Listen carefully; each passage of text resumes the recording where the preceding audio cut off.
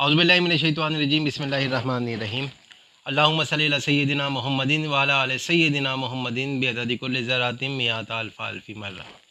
मोअज़्ज़िज़ दोस्तों, कैसे हैं आप? आज जिस इम्पोर्टेंट टॉपिक के साथ हाज़िर खिदमत हुआ हूँ वो है रिगार्डिंग द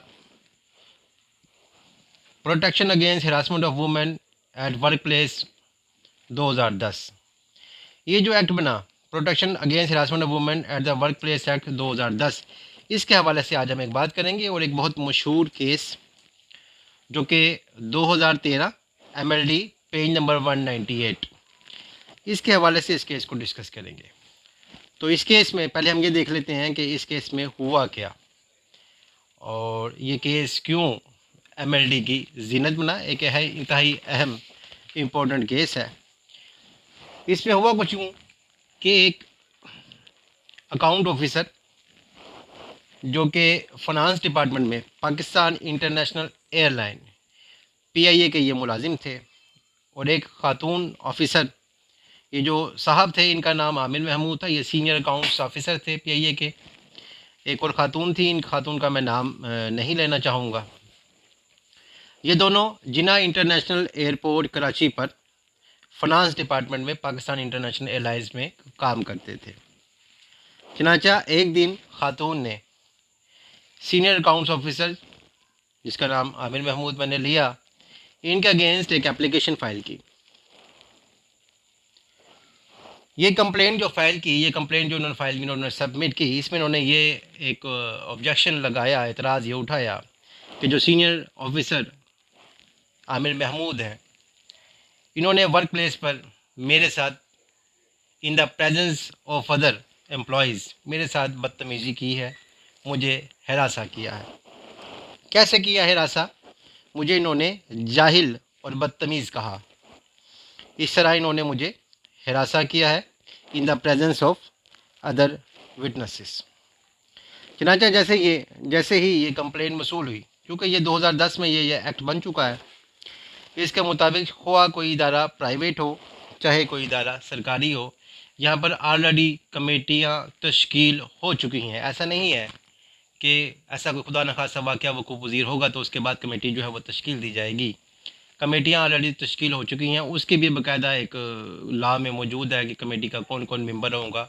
इसमें ख़ातून मेंबर भी होना ज़रूरी है, इसमें सीनियर मेंबर भी होना ज़रूरी है। दीगर मेंबर्स के बारे में सारी एक जो कमेटी किस किस पर कंप्राइज़, किस किस पर मुश्तमिल होगी, वो सारी बातें जो हैं वो इस एक्ट के अंदर दी गई हैं। चनाचा जब ये एप्लीकेशन फ़ाइल की गई तो उसके बाद ये कमेटी तश्कील दे दी गई और विद इन द 30 डेज़ ये मामला करना होता है। ये कमेटी तश्कील दे दी गई। कंप्लेंट मसूल होने के बाद जब इंक्वायरी कमेटी जब ये तश्कील होगी तो इसके बाद जो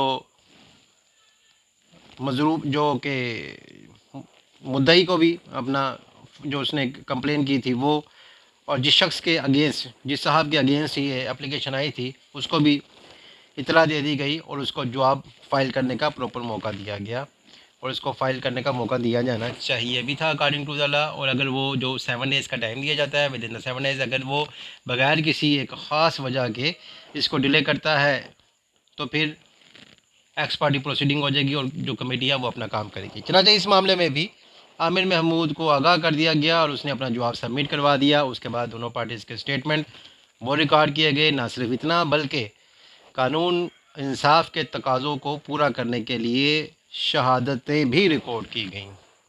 12 गवाहान 12 विटनेसेस, इनकी शहादतें रिकॉर्ड की गई।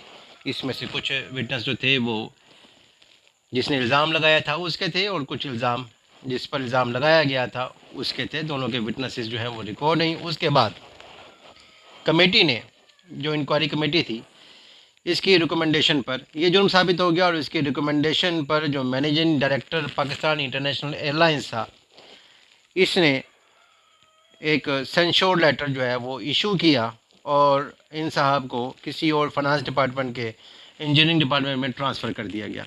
यानी यहाँ पर इल्ज़ाम ये साबित हो गया कि इन्होंने जाहिल और बदतमीज़ औरत कहकर हरासा किया है according to the women protection act 2010 और इन साहब को सेंश्योर लेटर इशू कर दिया गया और उनको किसी और डिपार्टमेंट में, इंजीनियरिंग डिपार्टमेंट में मुसलसल ट्रांसफ़र कर दिया गया। अब इस ऑर्डर को चैलेंज किया सीनियर अकाउंट ऑफिसर ने। जब इसको चैलेंज किया तो अबूड्समैन के पास इनको इस ऑर्डर को चैलेंज किया गया। इस चैलेंज शुदा ऑर्डर में, अच्छा इससे पहले इस बात को मैं यहीं पर रोकता हूँ, इससे पहले हमें जान लेने की ज़रूरत है ये सेक्सुअल हरासमेंट होती क्या है, ये हिरासा करना, वर्क प्लेस पर हिरासा करना क्या होता है। पहले हम थोड़ा सा इसका उर्दू में देखते हैं कि कोई भी किसी से जिनसी फेवर मांगे, कोई भी शख्स किसी खातून से कोई जिनसी फेवर मांगता है या वो कोई ऐसा काम करता है जिससे कोई सेक्सुअलिटी का उनसर सामने आता है, या वो कोई ऐसा ज़बानी बात करता है, कोई तहरीरी बात ऐसी कोई लिख कर देता है, या कोई ऐसा इशारा करता है, या कोई ऐसा रवैया अपनाता है जिससे सेक्सुअलिटी का उनसर सामने आता है और वह सेक्सुअलिटी के फेवर खातून से मांगता है या मांग रहा है, या वो डरा धमका रहा है, या वो ऐसा कह रहा है कि अगर मुझे ये फेवर ना दी गई तो आपके लिए जो यहाँ पे इन्वायरमेंट है ये थोड़ा सा मुश्किल पेचीदा हो जाएगा, या आपको जॉब से फारिग कर दिया जाएगा, या आपके ख़िलाफ़ कोई भी सज़ा दी जाएगी या तादीबी कार्रवाई की जाएगी, या आपको जॉब से फारिग कर दिया जाएगा। अगर वो इस किस्म की कोई हरकत व सकनात करता है तो ये हरासमेंट के ज़मरे में आता है। इसको कहते हैं सेक्सुअल हरासमेंट के ज़मरे में ये आता है।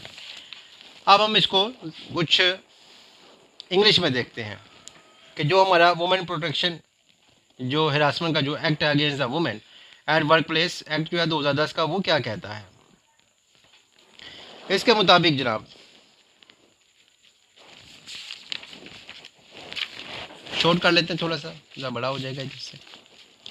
Harassment means unwelcome sexual advance request for sexual favours और द वर्बल और रिटर्न कम्युनिकेशन और physical conduct of a sexual nature और sexually demand attitude causing interference with work performance or creating an intimidating, hostile or offensive work environment, or the attempt to punish the complainant for refusal to comply to such a request or is made a condition for employment। वही बातें जो मैंने आपको बताई, अगर वो कोई भी ऐसा फेल किसी भी तौर पर सर अंजाम देता है जिससे वो सेक्सुअल डिमांड करता है और ऐसी डिमांड पूरी ना करने की सूरत में जॉब से फारिग कर देना या उसके लिए कोई मुश्किलात खड़ी कर देने की कोई सिचुएशन होती है, तो ये सेक्सुअल हरासमेंट का मैटर बन जाता है।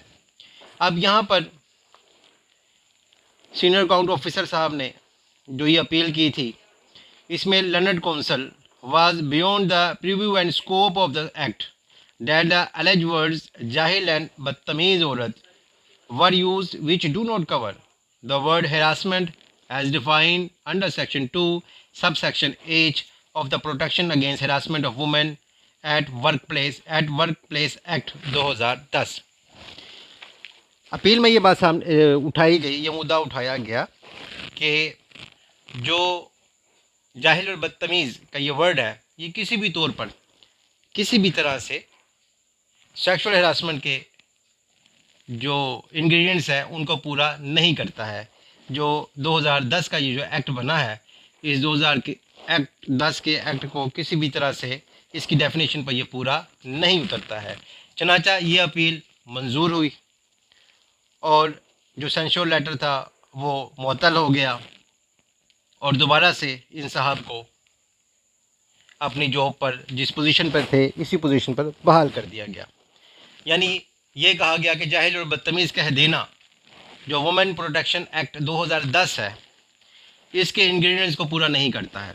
यानी कि जो अभी मैंने आपको पढ़कर सुनाया कि हरासमेंट क्या होती है, वर्क प्लेस पे हरासमेंट क्या होती है, जाहिल और बदतमीज़ कह देने से हरासमेंट, वर्क प्लेस पर जो हरासमेंट है वो मुकम्मल, उसके इंग्रेडिएंट्स मुकम्मल ना होते हैं, पूरे ना होते हैं, ये ऑफेंस मेड आउट नहीं होता है।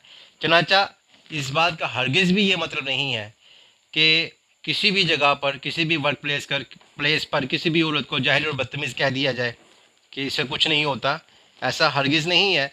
लेकिन यहाँ पर हम जिस केस को, जिस मैटर को हम डिस्कस कर रहे हैं, जिसका मैंने हवाला शुरू में भी दिया, 2013 MLD पेज नंबर 198,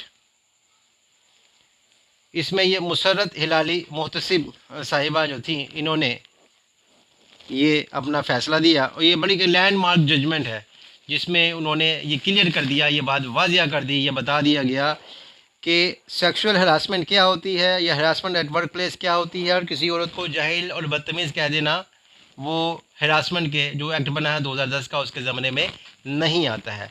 चनाचा मैं ज़रूरी समझता था ये आज के ये जो साइटेशन है 2013 की, इसको आपके सामने डिस्कस करना, और हरासमेंट एक्ट जो वुमेन प्रोटेक्शन एक्ट है इसके हवाले से इसका जिक्र कर देना ज़रूरी समझता था।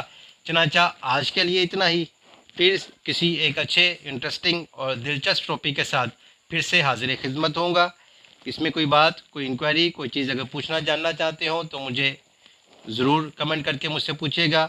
आज के लिए इतना ही। अल्लाह हाफिज़।